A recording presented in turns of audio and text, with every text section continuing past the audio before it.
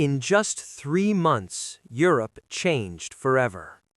Countries collapsed, borders vanished, armies retreated in shock. How did it happen so fast? This is the story of the first 90 days of World War II and why Europe wasn't ready. In 1939, Europe believed in peace, or at least in delay. Many leaders thought war could still be avoided. Others believed it would be slow, like World War I. They were wrong. Germany was planning something very different. Germany attacked with speed. Planes first, then tanks, then soldiers moving fast. This was Blitzkrieg, lightning war. Enemy defenses didn't have time to react. Many European armies weren't slow. Their leadership was confused. Orders contradicted each other. Phones went silent. Messages arrived too late. Some units waited, others advanced alone. No one saw the full picture.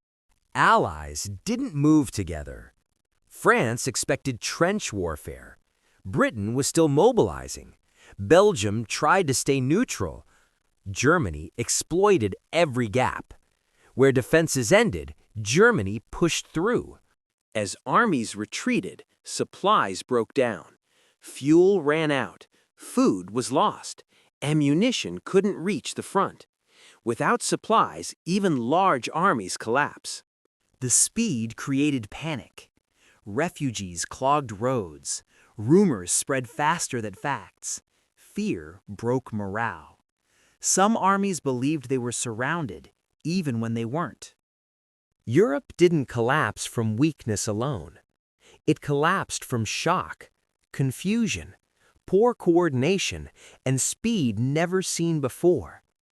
The war wasn't over, but the old Europe was gone.